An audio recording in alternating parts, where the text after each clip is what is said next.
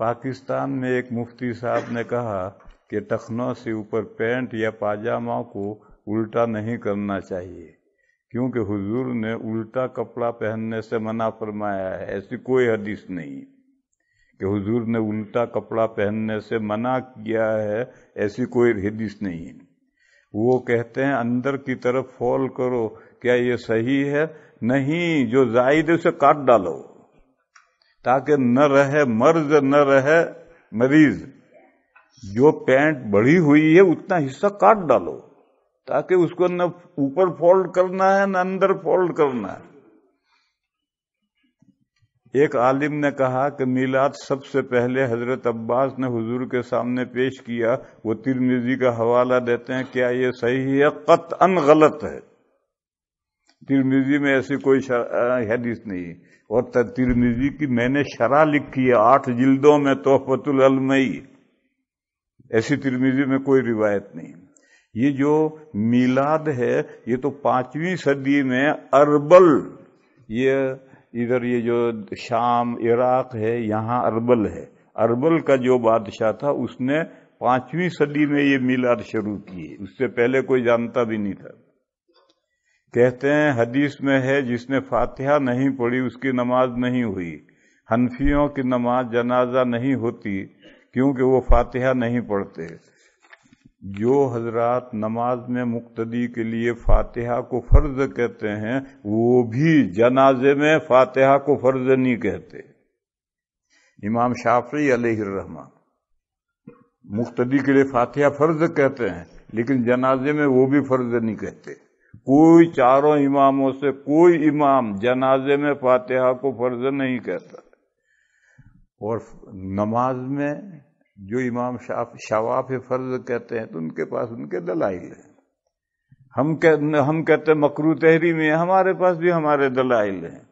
और जब हदीसों ही में यूं भी है और यूं भी है तो फिर अब मुज्तहिदीन फैसला करेंगे, और जो जिस मुज्तहिद का फॉलो करता है उसके राय पर चलेगा। उसके अलावा और क्या रास्ता है? जब हदीसें यूं भी हैं और यूं भी हैं। रफ़ाएदैन की भी हदीस है, रफ़ाएदैन न करने की भी हदीस है, हदीसें दोनों तरफ हैं।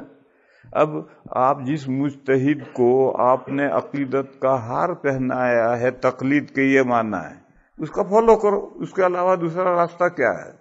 ये जो कहते हैं तकलीद मत करो, अल्लाह रसूल की तकलीद करो, तकलीद मत करो, अल्लाह रसूल की तकलीद करो, ये सब बकवास है। तमाम मुसलमान कुरान और हदीस का फॉलो करते हैं। सिर्फ 3 किस्म के मसाइल हैं जिनमें तकलीद की जाती है, और वो मसाइल जिनमें कुरान और हदीस का फॉलो किया जाता है वो 80% हैं, और 20% वो मसाइल हैं जो 3 किस्म के मसाइल हैं उनमें इख्तिलाफ अइम्मा में हुए हैं और उनमें तकलीद की जाती है। 80% मसाइल में किसी की तकलीद नहीं की जाती है, कुरान और हदीस ही की तकलीद की जाती है। वो 3 किस्म के मसाइल इतने अभी जल्दी नहीं बयान हो सकते होते, ये टॉपिक है, उसको बतलाना पड़ेगा। मिसाल लो, सूरह माइदा में वुजू की आयत आई है। तमाम उम्मत उसी तरह वुजू करती है जैसा सूरह माइदा में आई। कोई हनफी का वुजू अलग हो, शाफी का वुजू अलग हो, हम्बली का वुजू अलग हो, ऐसा नहीं है। सारी दुनिया के मुसलमान एक ही तरह वुजू करते हैं। जो सूरह माइदा में वुजू की आयत है उसके मुताबिक वुजू करते हैं। अब मसला ये हुआ कि वुजू और गुस्ल के लिए नीयत जरूरी है या नहीं। हजरत इमाम शाफी अलैहिर्रहमान ने फरमाया नीयत जरूरी है, बगैर नीयत के वुजू गुस्ल नहीं होगा। और बाकी 3 इमामों ने कहा कि नीयत जरूरी नहीं है, बगैर वुजू के भी वुजू गुस्ल हो जाए। अब ये जो इख्तिलाफ है उसको, वो इख्तिलाफ का समरा सिर्फ 2 जगह पाया जाता है। एक आदमी हल चला रहा है, जोर की बारिश शुरू हो गई और वो उसको गुस्ल वाजिब था, और उसमें सारा बदन भीग गया, बारिश में हल चला रहा था, मुंह में भी पानी गया, कुल्ली भी कर ली, नाक में पानी भी डाल दिया, तो गुस्ल हुआ या नहीं? इमाम शाफी फरमाते गुस्ल नहीं हुआ।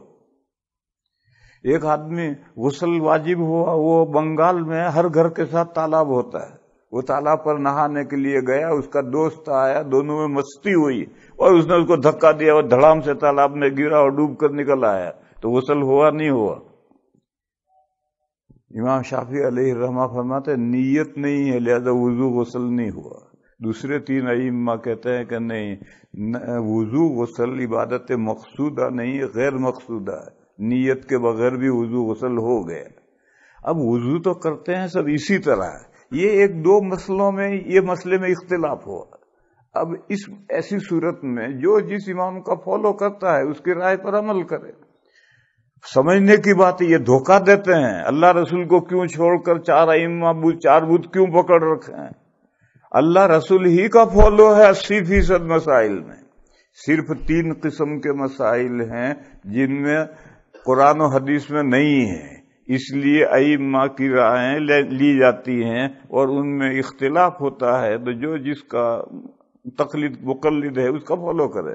یہ مسئلہ سمجھاؤں گا، وہ 3 قسم کے مسائل کون سے ہیں جن میں تقلید ضروری ہے، تقلید کے علاوہ کوئی چارہ ہی نہیں ہے، وہ بتاؤں گا کسی وقت۔ اسی طرح سے یہ کہہ رہا ہے کہ حدیث میں ہے کہ جس نے فاتحہ نہیں پڑھی اس کی نماز نہیں ہوئی، ایسی کوئی حدیث نہیں، ایسی کوئی حدیث ہے ہی نہیں۔ حدیث یہ ہے لا صلاۃ لمن لم یقرأ بفاتحۃ الکتاب۔ امام شافعی اور امام اس کا ترجمہ کرتے ہیں جس نے فاتحہ نہیں پڑھی اس کی نماز نہیں، یعنی نہیں ہوئی۔ امام ابو حنیفہ کہتے ہیں کہ اس کے معنی ہے جس نے فاتحہ نماز نہیں پڑھی اس کی نماز کامل نہیں، کامل نہیں۔ اب اختلاف ہو گیا کہ نماز میں فاتحہ فرض ہے یا واجب ہے، تو جنہوں نے ترجمہ کیا نماز نہیں انہوں نے کہا فاتحہ فرض ہے، اور جنہوں نے کہا نماز کامل نہیں انہوں نے کہا فاتحہ واجب ہے۔ یہ اختلاف تو ہوا ہے، لیکن ساری دنیا کے مسلمان، کون مسلمان ہے جو ہر رکعت میں فاتحہ نہیں پڑھتا؟ ہر آدمی پڑھتا ہے۔ اب وہ فرض ہے واجب ہے یہ اختلاف رہنے دو، ہر مسلمان ہر رکعت میں فاتحہ پڑھتا ہے، اور مقتدی فاتحہ پڑھے یا نہ پڑھے یہ الگ مسئلہ ہے، 2 مسئلے الگ ہیں۔ فاتحہ نماز میں فرض ہے یا واجب ہے، اور مقتدی کو فاتحہ پڑھنی یا نہیں پڑھنی یہ دوسرا الگ مسئلہ ہے۔